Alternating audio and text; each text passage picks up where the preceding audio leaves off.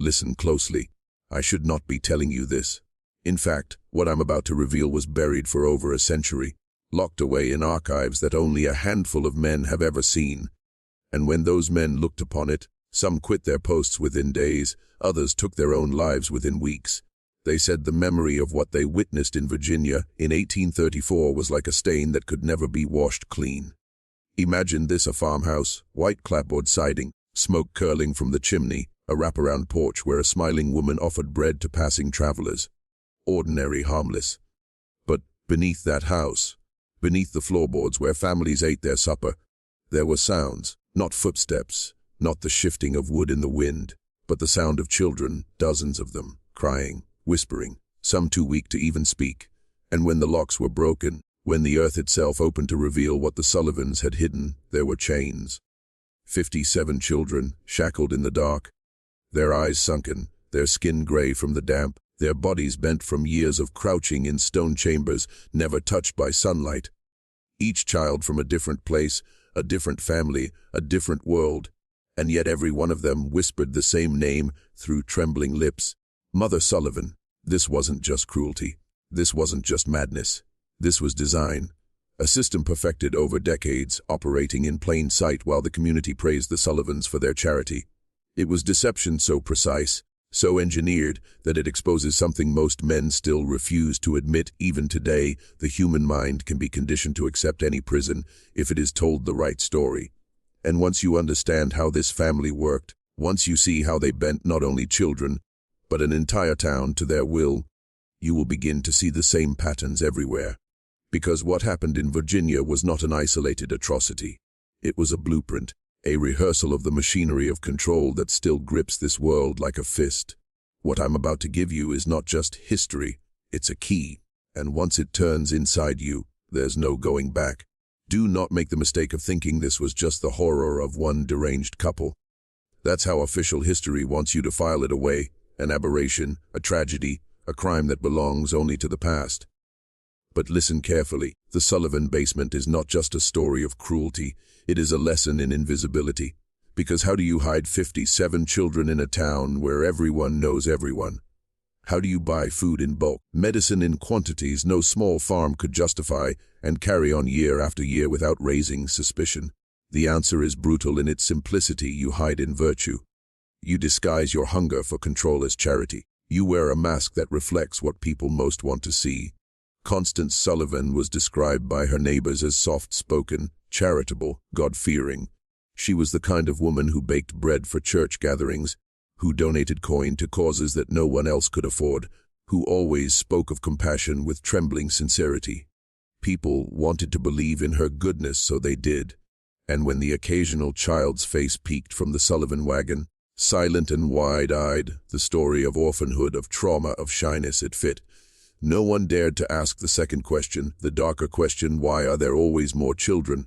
Why are they never seen again? You see, most men don't realize that belief itself is a weapon.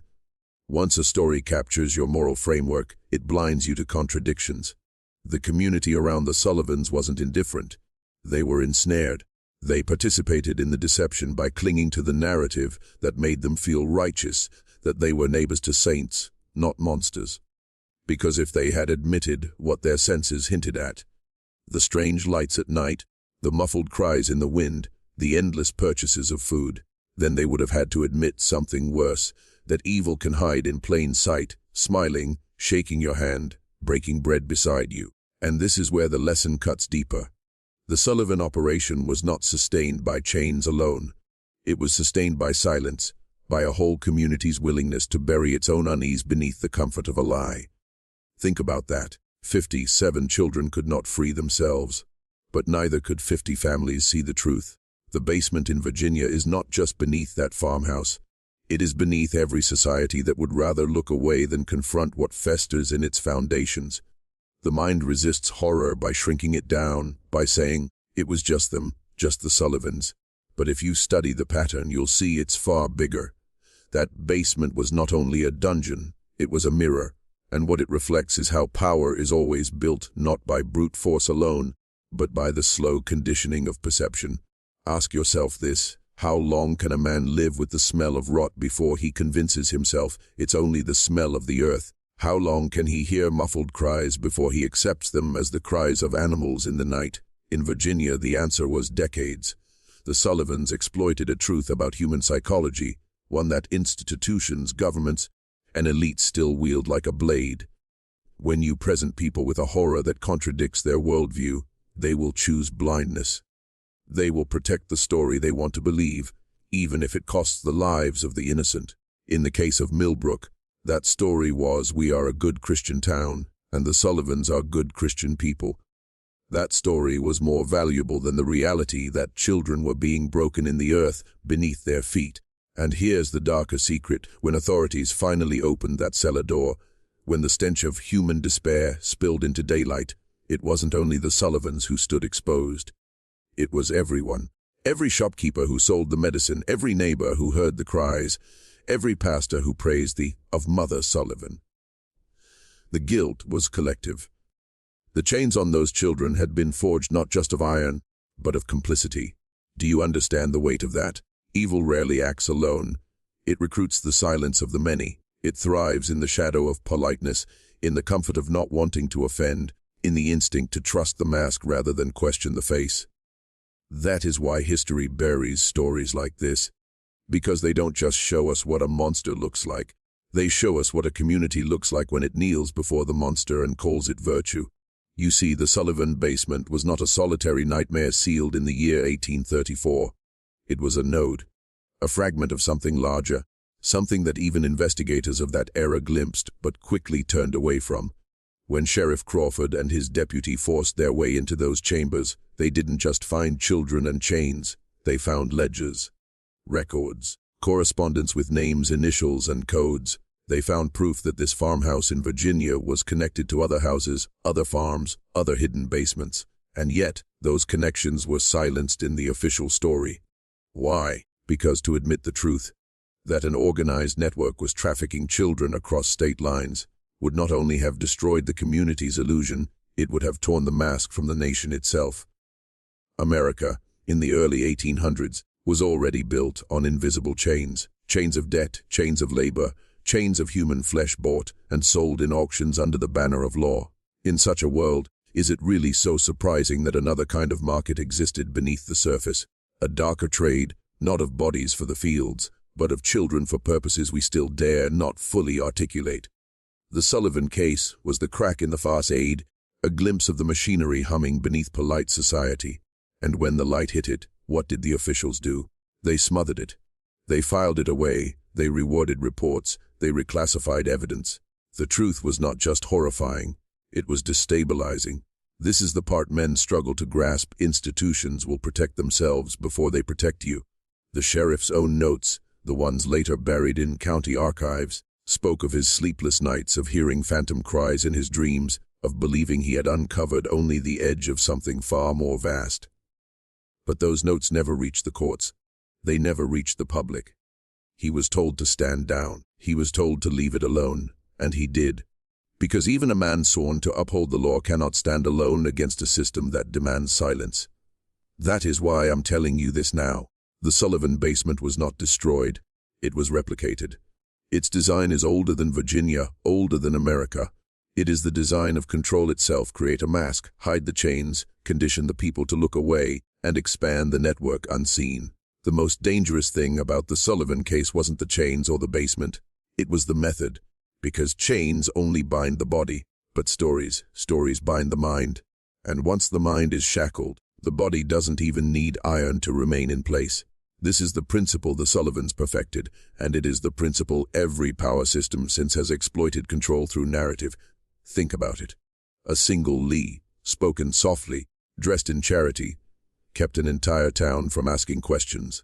The children are orphans. They're too traumatized to be seen. We're arranging homes for them in Pennsylvania. These phrases were like keys, slipping into the locks of the villagers' moral framework, keeping them docile. Because once you give people an explanation that protects their comfort, they will cling to it, even against the evidence of their own senses.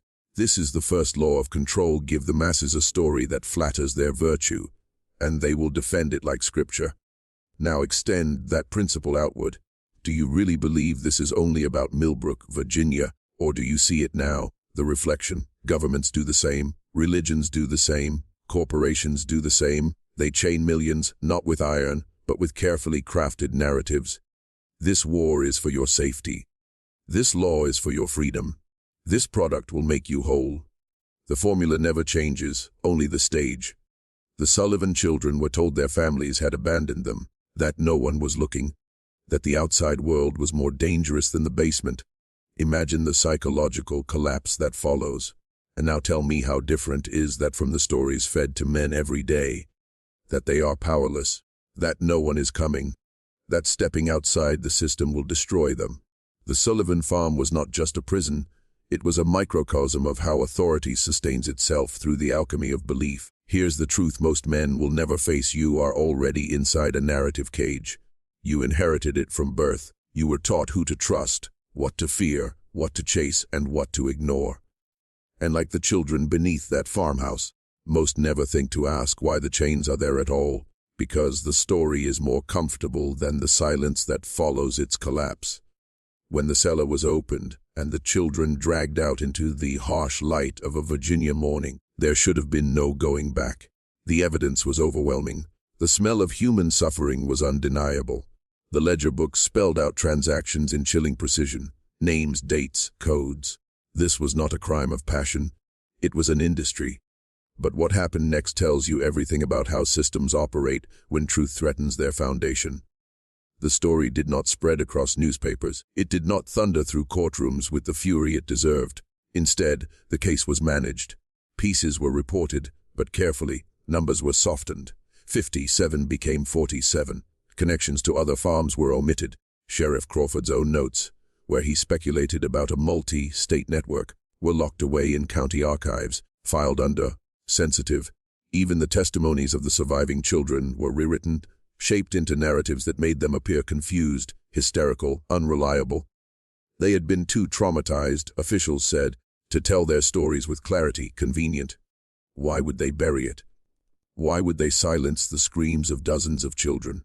Because admitting the full scope would have destabilized trust. Trust in the church, in the courts, in the local leaders who had praised the Sullivans as saints. If that mask shattered, the people might begin to wonder how many other masks were false. How many other charitable families, respectable citizens, trustworthy institutions were feeding off the weak in secret. That kind of awakening cannot be allowed. And so the horror was sealed in silence. This is how forbidden history is created, not by erasing events, but by controlling the frame through which they are remembered. You've seen this yourself. Whole chapters of history vanish into footnotes. Others are rewritten, scrubbed of blood, packaged as moral tales instead of raw truths. The Sullivan case was rewritten into a story of isolated madness. The possibility of a network, the evidence of organized trade, the coded letters, disappeared. Why? Because once a man sees the machinery of exploitation clearly, he can never again look at his world with the same innocent eyes. You've now seen how the Sullivans work at chains below, charity above, and silence all around. But do not imagine that this pattern is locked in the 1800s. No, their basement was only a blueprint. What they discovered in secret, institutions learned to scale, and the method has never changed. The first step is always the mask. Constance Sullivan's mask was piety and charity. Today's masks are polished, corporate, governmental. They wear logos instead of lace, slogans instead of hymns. Progress, freedom, safety. The words shift, but the function is the same: hide the machinery with a costume that flatters the public's desire to believe. The second step is narrative conditioning. Just as the children in the cellar were told they had been abandoned, you are told stories about yourself and your world. You are free because you can vote. You are safe because you obey. You are happy because you consume. Each phrase is as calculated as the lies whispered in Millbrook, designed not to match truth but to mold behavior. And the final step is collective complicity. Remember the neighbors who saw too much, heard too much, and still said nothing? That silence is everywhere today. People ignore the suffering outside their window, because questioning it would endanger their own comfort. Whole societies participate in this bargain. We will not speak of the cries beneath the floorboards, so long as we may keep our illusions intact. The Sullivans did not invent this, they revealed it.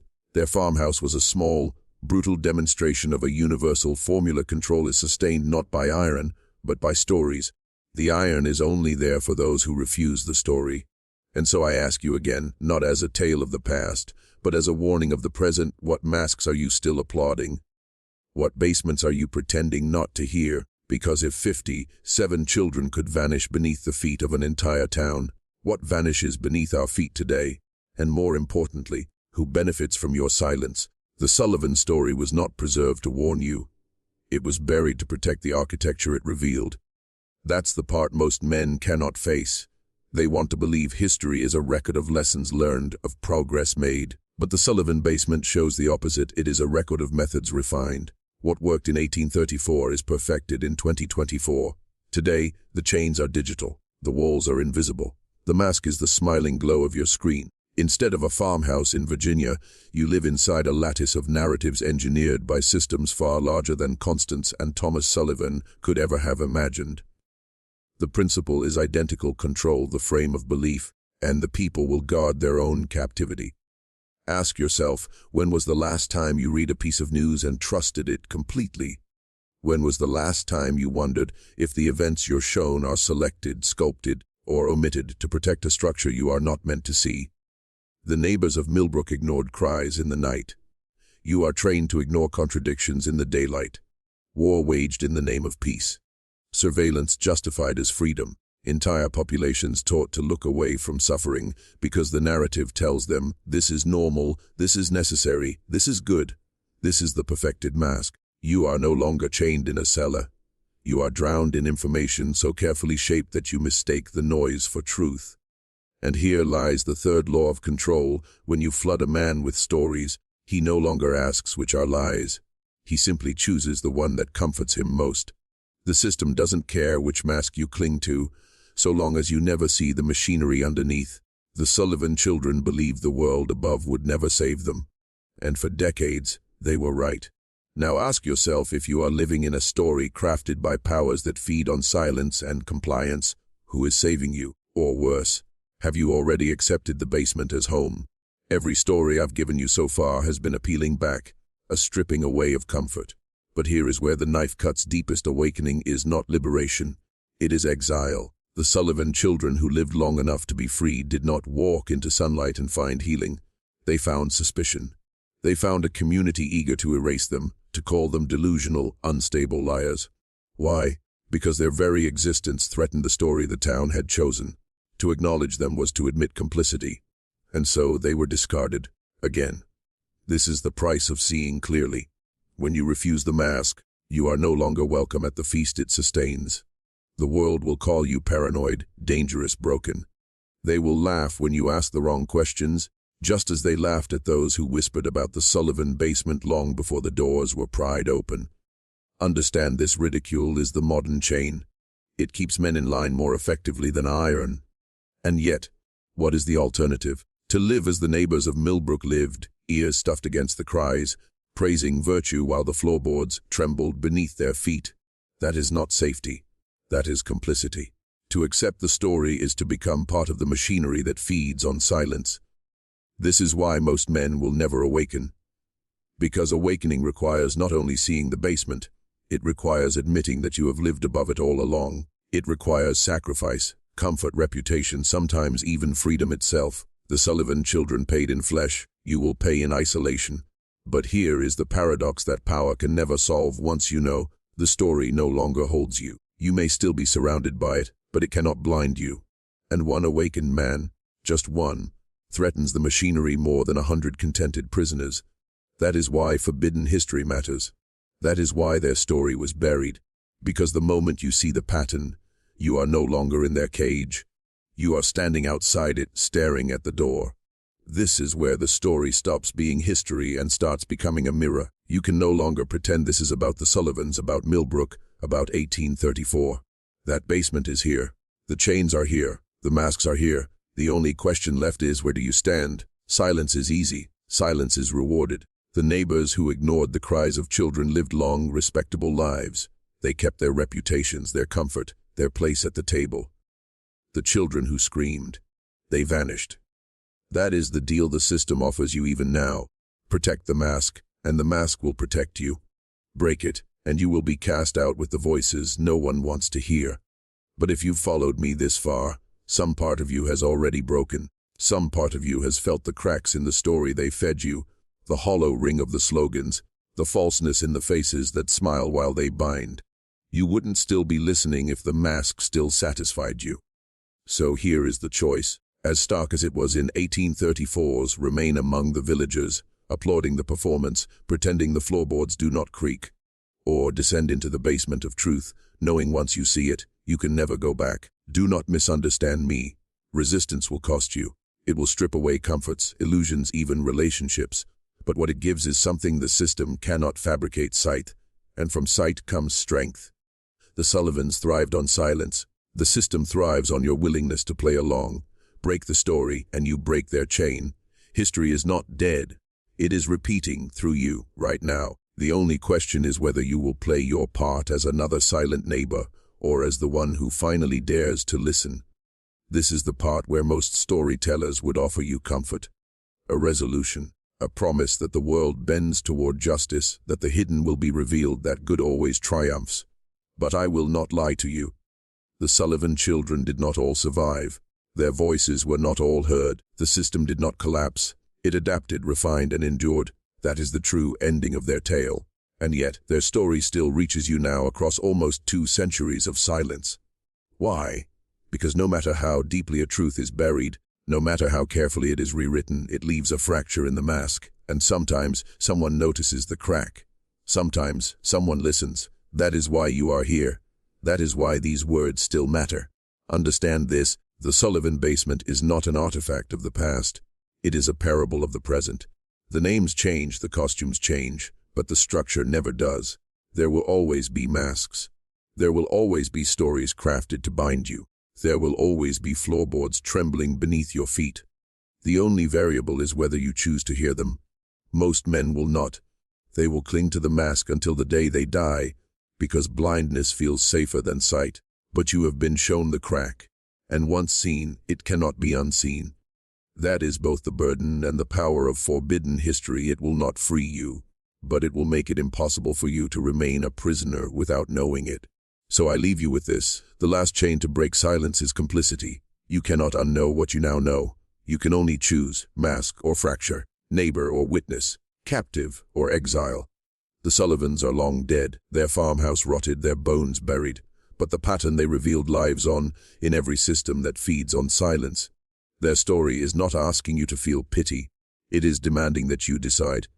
Because somewhere right now, the floorboards are trembling again, and someone is waiting to see if you will hear.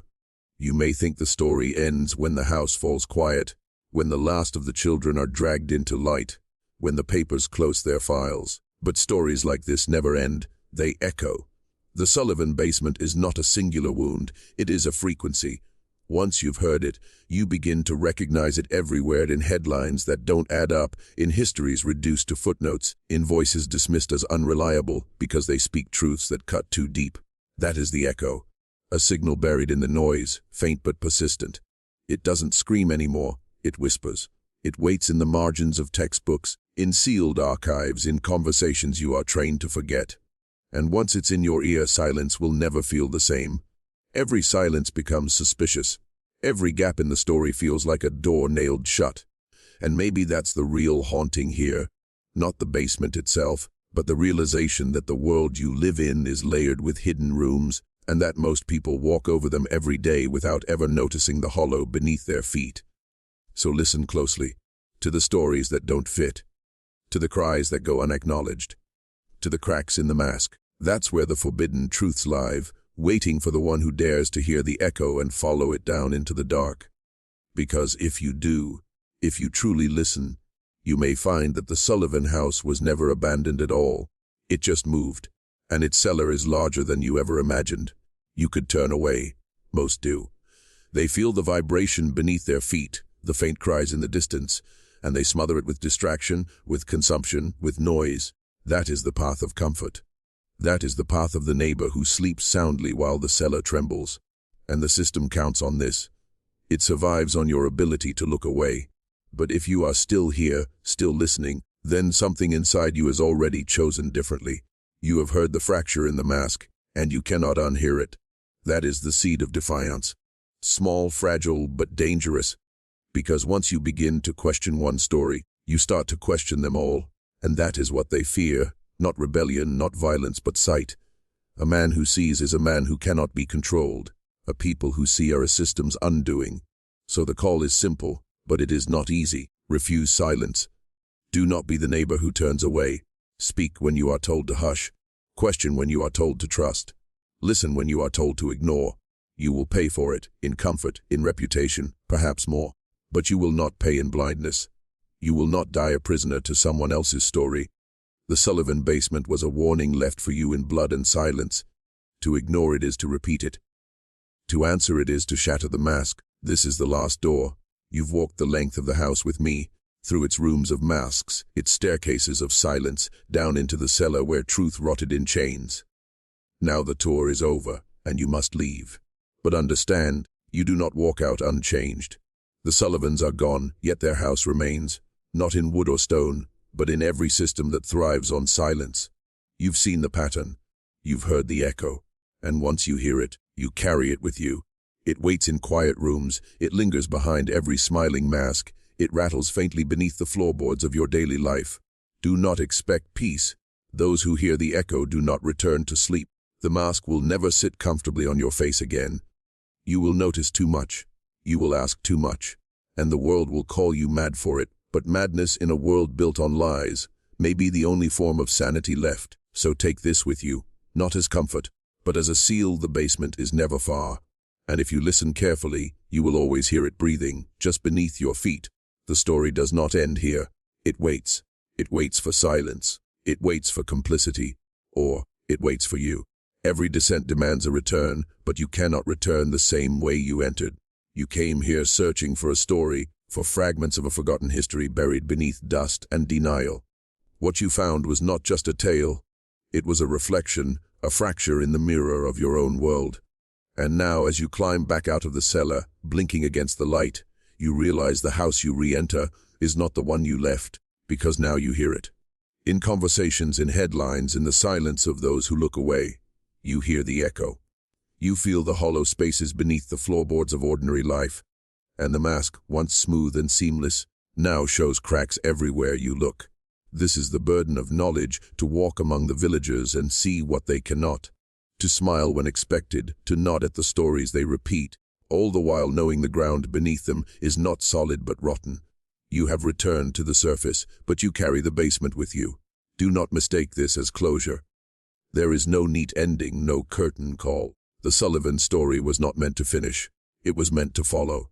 And it will follow you, in the quiet, in the dark, in the pauses between words. It will whisper the same question until the day you can no longer ignore it. Did you think you were the only one listening? That you alone had found the echo? That you alone had followed it down into the cellar? No. The system that built the basement does not sleep. It watches. It has always watched. When the Sullivan children whispered in the dark, they were not only speaking to each other. They were overheard. Their captors knew when hope stirred, when defiance sparked. Chains were tightened not at random, but in rhythm with their whispers.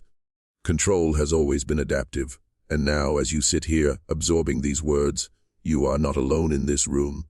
The Watcher measures your hesitation, your curiosity, the quickening of your breath. It does not fear that you hear the story.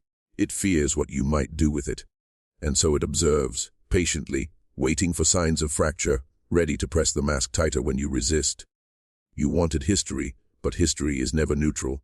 To touch it is to expose yourself. The act of listening marks you. Those who know are not invisible. Once you've heard the echo, once you've begun to question, the Watcher sees you differently. You are no longer background. You are a variable, a potential crack.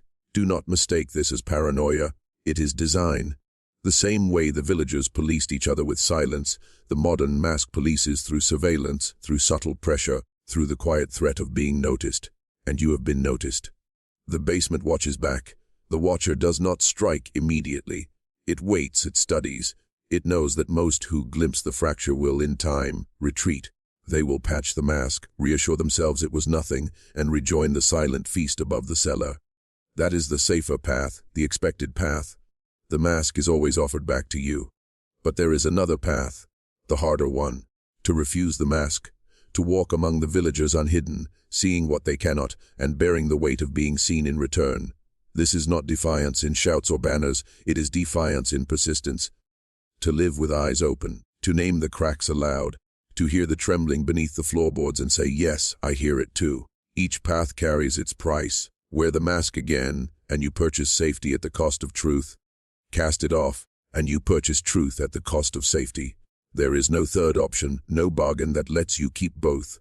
The Watcher ensures this. The Sullivan children learned it in chains, the villagers learned it in silence. Now you must learn it here, in your own world. So the question is not whether you will wear a mask. Everyone must choose one. The question is whether yours will blind you or reveal you. And remember, the Watcher is patient. It does not need your answer today. It only needs to know which mask you will reach for when the trembling begins again. One fracture can be ignored. One voice can be silenced. One witness can be discredited, dismissed, erased. The system is built to handle that. The Watcher expects it. That is why it waits, why it lets you glimpse the truth without striking you down immediately. Because it trusts that most fractures will heal, most voices will falter, most witnesses will fold beneath the weight of isolation. But when fractures spread, when more than one person refuses the mask, something changes. The silence begins to thin. The echo grows louder. What was once dismissed as madness starts to resemble a pattern. And patterns are dangerous. Patterns spread. The villagers of Millbrook could ignore a child's scream. But when several neighbors whispered about the same cellar, the same cries, the same masked rituals, they could not all be silenced without the illusion cracking. That was the beginning of the Sullivan downfall. Not justice, not mercy, just the weight of too many fractures to hide. This is the splintering when the echo becomes a chorus, when the trembling beneath the floorboards becomes impossible to deny. The Watcher fears this more than anything, because it cannot chain everyone. It cannot blind everyone. If too many eyes open at once, the mask itself begins to crumble. And here lies the truth it most desperately conceals. The system is not invincible. It does not collapse when one person sees it. It collapses when enough people admit they see it too. So listen carefully. The splintering does not begin with revolution, with fire, with noise. It begins with a whisper returned, with one voice daring to answer another, with a crack becoming a network of cracks. The Sullivan story was one whisper in the dark. You are another. And if the splintering begins, it begins here, between us. Every mask is designed to endure, to bend under pressure without breaking. That is its genius. It survives scandal, doubt, even exposure, because most people prefer illusion to terror. But there comes a point when bending is no longer possible, when the fractures spread too wide, when silence can no longer cover the trembling, the mask begins to split. The collapse is not sudden, it creeps. First, a rumor that refuses to die. Then, an archive that cannot be sealed, a voice that will not quiet. Each small crack joins another, until the mask is no longer a mask but a shattered shell, barely holding itself together. The Watcher does not fall, it panics. It scrambles to patch the fractures with new stories, new distractions, new layers of illusion. But these repairs are clumsy, rushed, and each one only highlights the cracks it tries to hide. This is the moment when the cellar doors burst open, when the cries long buried rise to the surface, undeniable and unignorable. The system staggers exposed, and in that staggering, it reveals what it truly is: not invincible, not eternal, but fragile, always fragile, reliant entirely on your willingness to believe. But beware, collapse is not liberation. When the mask shatters, the villagers do not rejoice, they scream, for what is revealed beneath is not comfort but horror. The truth is raw, jagged, and unbearable to those who have spent their lives in the safety of illusion. Some will cling to the broken pieces, pressing shards of the mask to their faces, desperate to pretend it still fits. Others will turn violent, lashing out in fear of the abyss uncovered. Collapse does not free everyone. It destroys some, awakens others, and leaves the rest wandering in ruins. The Sullivan story whispered this truth: the collapse is both justice and catastrophe. It is the breaking of chains, but also the breaking of minds. To tear away the mask is to risk seeing a world too unbearable to live in unchanged. And yet, without collapse, the Watcher reigns forever, So you must ask yourself, if the mask crumbles in your hands, will you cover your eyes with its fragments? Or will you face the world it tried to hide? Collapse is never the end. It feels like one. When the mask splits, when the cellar doors crash open, when the watcher's grip falters. In that moment, it seems as though everything has concluded, but endings are illusions too. What follows collapse is not silence but aftermath. The ruins do not vanish, they linger. The fragments of the mask remain scattered across the ground, sharp enough to cut anyone who tries to gather them. Some cling to those fragments, desperate to rebuild the illusion, piecing together lies in hopes of sheltering themselves again. Others wander aimlessly, broken by the sight of what was hidden, unable to live with eyes open, unable to close them again. And then there are the few who choose differently. The ones who step into the ruins not to rebuild the mask, but to clear the debris, to uncover what lay beneath. These are the dangerous ones, not because they burn, but because they build. They understand that what collapsed was never a home, only a prison disguised as one. And in its place, something new must rise. But aftermath is treacherous. The watcher is not dead, it never dies. It shifts, it adapts. In the ruins, it whispers promises of safety, of order, of masks more beautiful than the last. And many will accept, grateful for the comfort of a familiar lie. The watcher knows it only needs enough obedience to rise again. The Sullivan house never truly disappeared. After its basement was exposed, after its horrors were catalogued, the land was sold, the structure rebuilt, the past smoothed over. And still beneath the fresh paint and new walls, the echo remained. The house changed shape, but the foundation endured. So it will be with every collapse. Aftermath is not the end of the story, but the choice of which story is told next. The question is no longer whether the mask will shatter. It has. The question is whether you will help build another, or whether you will refuse and create something the watcher cannot survive. Amidst the ruins, there is always something left behind. Not just rubble, not just dust, but a trace, a seed. It is planted the moment the mask cracks, buried deep in those who dared to see. You may not feel it at first, not as you pick your way through the debris, not as you watch others scramble to rebuild their broken illusions. But it is there, quiet, waiting. The seed is dangerous because it cannot be unseen. Once planted, it grows in silence. Through questions you cannot stop asking, through doubts you cannot erase, through the faint hum of the echo that never leaves your ears. It pushes against the soil of your old beliefs, threatening to split them open, to tear apart everything you thought was solid. The watcher knows this. It fears the seed more than collapse itself. Collapse is chaos, but chaos can be managed. The seed, however, is patient. It does not need fire or fury. It only needs time. Time to grow, to spread, to take root in others. That is how splintering begins, not with rebellion, but with seeds passed quietly, one listener to another, until the ground beneath the watcher's empire is no longer soil, but a forest rising against it. But here is the truth you must face: not every seed grows into light. Some, twisted by fear, watered with hatred, become new masks, new prisons, new basements. The seed itself is neutral. It is the soil of the soul that decides its shape. And that is why the watcher sometimes lets it grow, guiding it, corrupting it, turning rebellion into replacement, collapse into repetition. The Sullivan story did not end with chains or with fire. It ended with seeds, rumors, documents, whispers that planted themselves in those who heard, reshaping their world in ways both liberating and terrifying. You have carried one of those seeds from the moment you entered this house of echoes.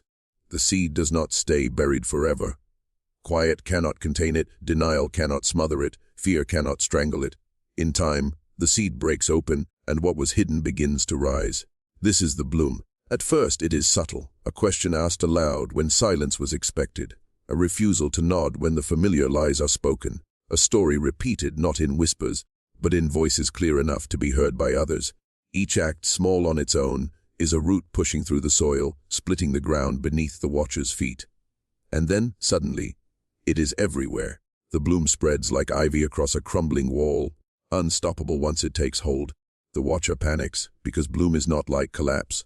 Collapse is violent, chaotic, short-lived. Bloom is slow and steady, woven into the fabric of life itself. Collapse can be rebuilt over. Bloom reshapes the ground so thoroughly that nothing the same can ever grow there again. But beware, not all blooms are beautiful. Some seeds fester in shadows, watered by bitterness, twisted by fear. These blooms, choke the world, tangling it in new prisons that look different but function the same. This is how the Watcher survives, by turning bloom into camouflage, convincing you that growth is freedom even as the roots tighten into chains. The Sullivan Echo bloomed this way. In one place it became a warning, a reason to tear down other basements before they could rise. But in another, it became justification, a blueprint, a way for new watchers to build stronger chains with fresher masks. So the bloom is not the end of your burden, it is its beginning. For you are no longer merely a listener, no longer just a carrier of the seed. You are soil, and what you nurture will decide whether the bloom is liberation or the birth of another prison. Every bloom carries beauty, but beauty is never harmless. Growth is not gentle, roots break stone, branches claw sky, blossoms open with a violence so slow you mistake it for grace. The seed that blooms within you does not come without its thorns. The thorns are the cost of seeing. They pierce when you try to return to silence, when you sit among those who still wear the mask and pretend not to notice the cracks.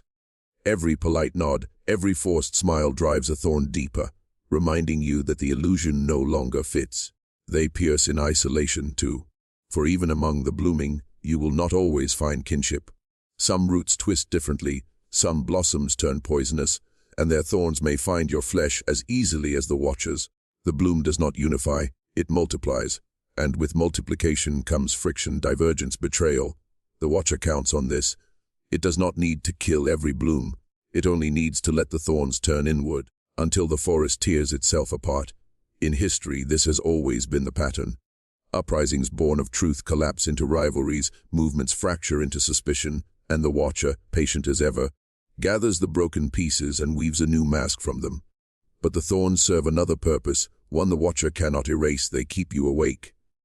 Pain is proof that the bloom is real, that you have grown beyond the soil you were planted in. The Sullivan children felt their thorns in chains, in whispers ignored, in the sting of truth no one wanted to hear. And yet those thorns ensured their story would not stay buried. They cut through silence, they cut through time, they cut into you. So when you feel the thorns pressing, do not mistake them for failure. They are the proof of growth. They are the price of refusing the mask. The bloom spreads, the thorns pierce, and then comes the heat. Growth alone is never enough. Every forest eventually burns. This is the fire. The fire is not gentle like the seed, not patient like the bloom. It is fury. It is hunger. It consumes everything in its path, sparing nothing, sparing no one. For a time, it seems like liberation. The chains melt, the masks turn to ash, the Watcher's walls are swallowed in flame. The cries that once echoed from the cellar are no longer whispers, they are screams carried skyward in smoke. But fire has no loyalty. It does not distinguish between prison and home, between watcher and witness. It burns what it touches, and once it begins, you cannot command where it spreads. Some will fan it, desperate to see the Watcher reduced to cinders. Others will recoil, horrified by the destruction, longing for the safety of the mask's shadow. Both are caught in the same inferno. The Watcher fears the fire most of all, yet it also understands how to use it. For after every blaze there is ruin, and ruin is fertile soil for a new mask. History's flames have revealed this again and again. The revolutions that scorched their oppressors often left ashes too easily gathered, reshaped into prisons as strong as those they destroyed. The Sullivan fire was never literal, but it spread all the same. Their story burned through silence, consuming reputations, tearing down facades. Yet in the aftermath, the same flames cleared the way for others to seize power, to build upon the ashes with walls just as cold, just as blind. So the fire is not salvation, it is a reckoning. It is a reminder that destruction is not enough, that to burn without purpose is to prepare the soil for another Watcher. Still, there are moments when fire is necessary. Some prisons will never open until their locks are melted. Some basements will never be revealed until the house above them is reduced to ash. The fire is coming. Whether it devours you, frees you, or simply makes room for another mask, depends on what survives in the smoke. When the fire has finished its work, silence returns. But it is not the silence of the mask, nor the silence of the cellar. It is heavier, thicker, a silence that carries the weight of what has been lost. This is the ashes. Ashes are the residue of truth. They are what remains when illusion is burned away, when walls collapse and names are erased. They do not glow, they do not sing, they settle, covering everything in gray. To walk through ashes is to breathe the memory of what once was, to taste the bitterness of all that has turned to dust. Many cannot bear this. They sift through the ruins, searching desperately for something to salvage, an unburned fragment of the mask, a corner of the old house still intact. They long for the comfort of what has been destroyed, even if it was a prison, even if it was built on chains. For to live in the ashes is to accept that nothing is left but ruin. But ashes carry another truth: they are fertile. Beneath their stillness lies possibility. Seeds find nourishment in what fire has left behind. New life pushes through soot and cinder, fragile yet unstoppable. Ashes are not an ending but a threshold, a place where grief and rebirth meet, where loss becomes the soil for what comes next. The Watcher knows this too. It lurks in the ashes, waiting for the weary to grow desperate. It whispers promises: "Let me rebuild for you. Let me restore what was lost. I will give you a mask more beautiful than before." And many, exhausted by fire and blinded by grief, will accept. They will help the Watcher rise again, covering the ashes with another layer of paint, another illusion to hide the smoke still clinging to their lungs. The Sullivan house itself became ash, not through flame, but through erasure. The echoes were catalogued, the horrors sealed away in reports and files, until what remained was grey, lifeless, stripped of voice. But even ashes leave residue. You feel it still, centuries later, in the way their story coats your tongue with bitterness. Ashes are a choice. You may scatter them, letting the wind carry them into memory. You may kneel in them, clutching what has been destroyed, refusing to move. Or you may plant something new in their soil. From the ashes, shapes begin to rise. It is never long before hands reach for stone, for wood, for words. People cannot dwell in ruin forever. They crave walls, order, stories to hold the chaos at bay. This is the rebuilding. At first, it feels like hope. Ashes are swept aside, foundations are laid, and voices speak of renewal. They say, "We will do better this time. We will not repeat the mistakes of the past." And yet, as the structure grows, you begin to recognize familiar lines: the angles of the walls, the weight of the doors, the echo of the cellar. Rebuilding is never creation from nothing. It is memory cast into shape again, whether acknowledged or not. The Watcher thrives here. It does not need to lift a stone itself. It only needs to guide the builder's hands, whispering through blueprints, nudging their fears, and shaping their longings. And soon, without realizing, the people raise not a new house, but a new mask, polished and painted, covering the same basement beneath. But not all rebuilding belongs to the Watcher. Some choose differently. They clear the ground entirely, refusing to reuse the old stones. Their structures look strange, fragile, even foolish at first. Open spaces with no walls, homes with no locks, voices that refuse the old scripts. Many laugh at them. Many call them dangerous. And yet, in these fragile beginnings, there may be something the Watcher cannot easily inhabit. The Sullivan ruins were rebuilt, yes, but in more than one way. On the land itself, a new home rose, neat and unassuming, its fresh paint concealing the soil soaked with echo. But in the minds of those who carried their story, another kind of rebuilding took place. Some used the story as a foundation for vigilance, building communities determined to tear down other basements. Others twisted it into a justification, erecting prisons in its image, stronger and darker. Both called it rebuilding. Both believed they were right. So the question is never whether rebuilding will happen. It always does. The question is what kind of house you will allow to rise from your ashes. Will you build walls that shield the Watcher again, or will you leave space for something it cannot enter? Because the house will rise. The only choice is whether it shelters freedom or becomes another mask. The Watcher never truly dies. Fire cannot burn it, ashes cannot bury it, collapse cannot scatter it. For the Watcher is not a body to be slain, it is a pattern. Wherever masks are built, wherever silence is woven into walls, the Watcher finds its way back. This is the Watcher's return. It does not come with fanfare. It does not announce itself in thunder. The Watcher returns quietly, slipping through the cracks of rebuilding, moving into the hollow spaces of habit and fear. At first, it is invisible, just a whisper in the choices of architects, the rules of leaders, the prayers of the weary. Soon, though, its presence is felt, like a shadow always a step behind you, like an eye at the corner of every room. Some welcome its return. Exhausted by chaos, they cling to the Watcher's mask as comfort, telling themselves, this time it will be different. This time it will protect us, not bind us. But the Watcher never changes. It is patient, adaptive, and infinitely skilled at convincing you that chains are safety, that silence is peace. Others recognize its return too late. They watch as familiar patterns reappear. Whispers in cellars, names erased, echoes filed away. They swear they will resist, but already the watcher has taken root in their language, their laws, their rituals. It does not need permission, it only needs habit. The Sullivan story bears this mark.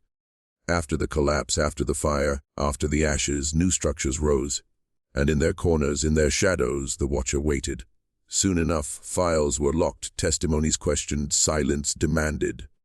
The watcher's return was not an event but a process, so gradual that by the time it was visible, it was already complete. Here lies the deepest truth: the watcher does not return because it was gone. It was never gone. It was always watching, always circling, always waiting for the right soil in which to grow. And if you look closely, if you dare, you will see its shape not only in history, not only in ruins, but in the walls around you now, in the masks you wear each day, in the basement you refuse to acknowledge within yourself. The watcher has already returned. The question is not when. The question is, where is it sitting now? The moment comes when you can no longer point only outward. For the watcher is not just in the house, in the mask, in the cellar, in the echoes of the past. It is in you. This is the mirror. At first, you resist. You tell yourself, I am the listener, not the watcher. I am the witness, not the jailer. You recall the stories of chains and silence and insist that you would never allow such things. But then, slowly, the reflection sharpens, and you see the familiar outlines, the way you turn from uncomfortable truths, the way you quiet voices that disrupt your peace, the way you bury your own echoes in the cellar of memory. The mirror does not lie. It shows you the watcher's gaze behind your own eyes, patient and practiced. It shows how easily you repeat its patterns without realizing, how you rebuild its walls in your smallest choices. The watcher does not merely return to the world outside. It grows within you, fed by your fears, your wariness, your longing for safety. This is why the cycle endures. Seeds, blooms, fires, ashes, rebuilding.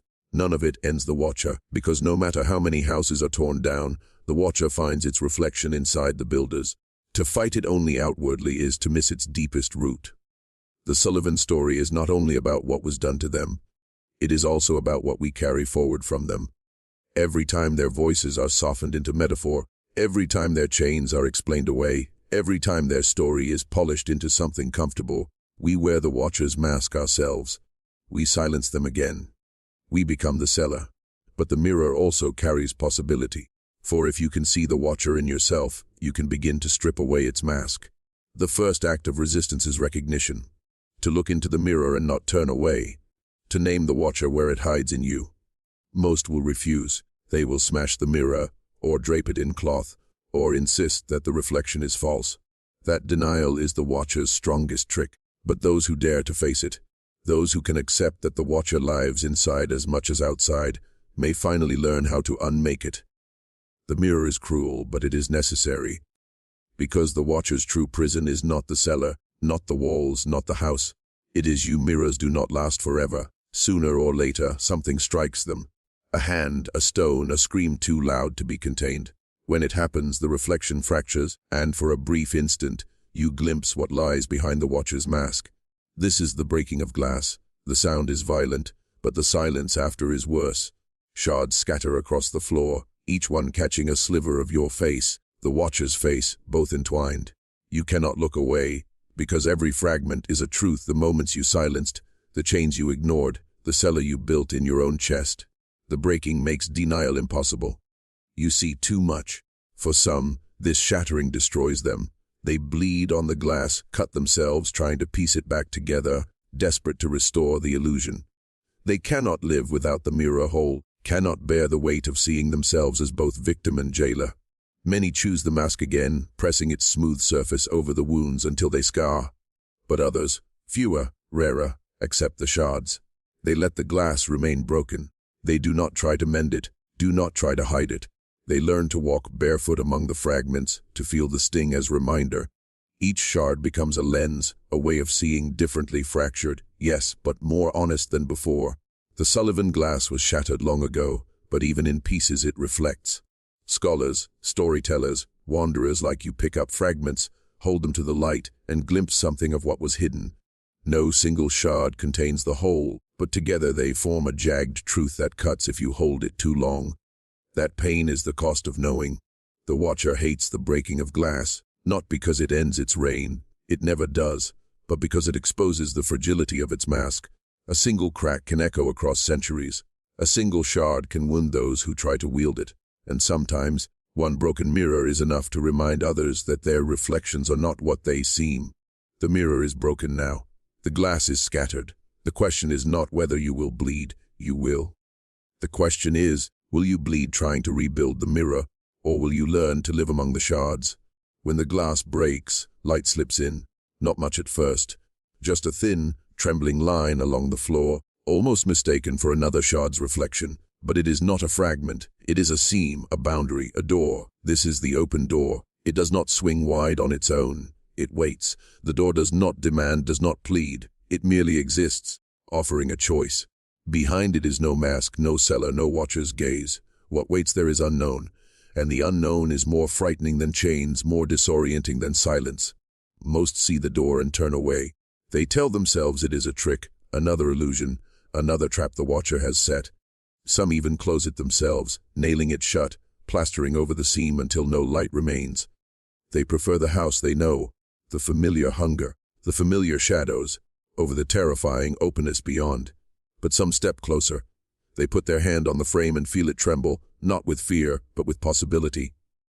Beyond the door there are no walls to hold echoes, no scripts to dictate masks, no Watcher waiting in corners. Beyond the door is not safety, it is freedom. The two are never the same. The Sullivan story left such a door behind. It was not in their house, nor in their chains, but in the fragments of their voices that survived. Every testimony, every echo that slipped past silence, became a seam in the wall. Some who listened turned away, but others pressed against it, and for a moment, a door opened.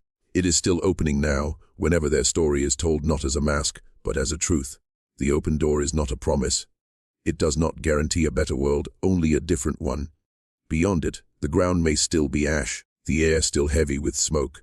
But it is ground where the Watcher cannot easily walk, where its patterns do not yet hold. The door is open before you now. You may step through, or you may turn away and let it close, as countless have before you. The choice is yours. The door is not the end. It is only the line between. To reach it is not yet to escape, but to stand suspended in the threshold, where both worlds press upon you at once. This is the threshold. Behind you, the Watcher's house breathes. Its walls hum with silence, its cellar trembles with buried voices, its masks whisper your name. It does not shout, for it does not need to. It waits, confident that most who approach the door will return. The house is heavy but familiar. Its chains are known weights. Before you lies the unmarked space. The air is different there, lighter though sharp, like air at a height you were never meant to climb. There are no walls to lean on, no rules to dictate each step, no masks to hide behind. The freedom is raw, unshaped, and with it comes a terror greater than any the Watcher imposed. For here, nothing will tell you what to do. The threshold holds you in its grip, because once you see it, you can never fully belong to either side again. Step back, and you will always know the door was there, that you turned away. Step forward, and you will never be able to return to the house without feeling its weight choke you. The Sullivan story lingers in such a threshold. It does not end in their cellar, nor in their ashes, nor even in their fragments. It ends in the opening they forced, an unsteady seam, a trembling gap. Those who carry their voices stand on this line still, caught between silence and freedom, between ruin and something yet to be built. The Watcher hates the threshold more than fire, more than glass. Fire can be extinguished, glass can be replaced. But the threshold cannot be erased once seen. It is the memory of a possible beyond, and memory itself is a wound the Watcher cannot fully close. You are standing there now, one hand on the doorframe, one foot on each side. The house at your back, the unknown before you. The threshold does not last forever. Sooner or later, you must move. The question is not whether you will cross. The question is whether you will carry the Watcher with you when you do. The threshold cannot hold you forever. The weight of stillness grows heavier than either choice, until even silence begins to fracture. And then it happens. A step small in distance but infinite in consequence. This is the crossing, it is not triumphant. There are no trumpets, no flames, no sudden erasure of fear. The step is trembling, imperfect, almost accidental. Yet it is enough. The doorframe shifts behind you, its edges dissolving into shadow. The watcher's house recedes, not with a scream, but with a sigh, like a predator denied its prey. For the first time, the watcher does not follow. Its eyes do not pierce the open air. It remains bound to its house, to its cellar, to the chains of silence it wove. Out here, those chains grow brittle. Out here, its masks crack when exposed to the light. But freedom is not ease. The ground beyond is jagged, unfamiliar. The air cuts like glass. Each step feels like walking on the shards you carried from the broken mirror. The pain does not vanish. You bring it with you. Yet here, the pain is not prison. It is proof. Proof that you have crossed. Proof that you are no longer inside. Few reach this place. Fewer still remain. For crossing means more than leaving the watcher's walls. It means learning to live without them. Without the certainty of silence. Without the comfort of chains. Without the familiar outline of the house that, for all its horrors, once gave you shape. The Sullivan voices, faint though they are, crossed in this way. Not all of them. Many were lost, bound, erased. But those that slipped through the cracks, those that refused to vanish, carried themselves across into the unknown. And now, when their echoes reach you, they are calling from this side. They are proof the crossing is possible. The watcher whispers even here. It will tell you the step was meaningless, that you have gained nothing but loneliness and uncertainty. But the watcher cannot change the fact you are outside its walls now. You crossed. And once you cross, you are not the same. The house is behind you. The unknown stretches before. The crossing has been made. Silence follows you across the threshold. But it is not the watcher's silence. This one is different, vast, unsettled, unshaped. This is the new silence. At first, it frightens you more than chains ever did. In the watcher's house, silence was heavy, scripted, precise. You knew its rules: when not to speak, how not to hear, where not to look. Here, the silence has no walls. It stretches outward in all directions, like a sky without end. There is no cellar to bury voices in, only an expanse that waits, unfilled. The new silence asks something of you. It does not dictate, it does not command, it does not punish.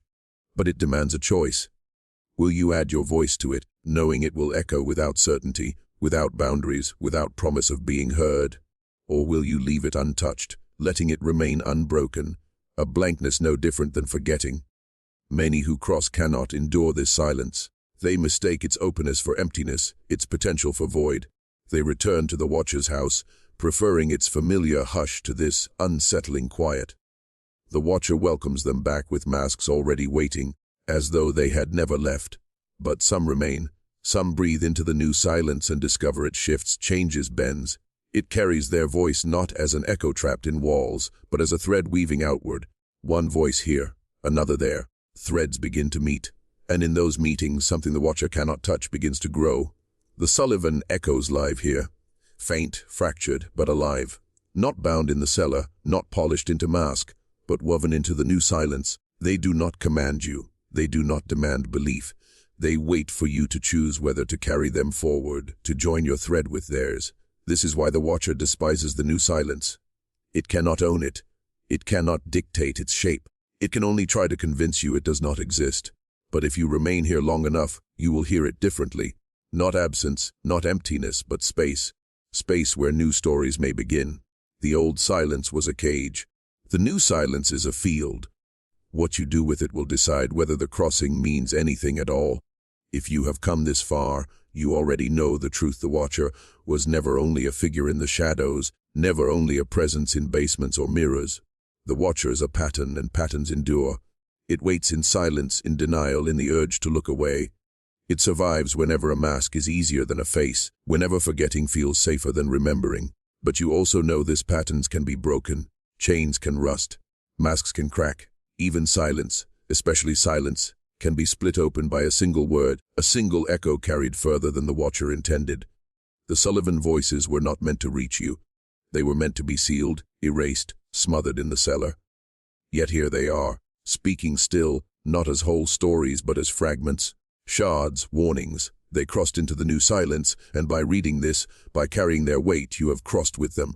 Now the burden is yours, not to end the watcher. No one ever truly does.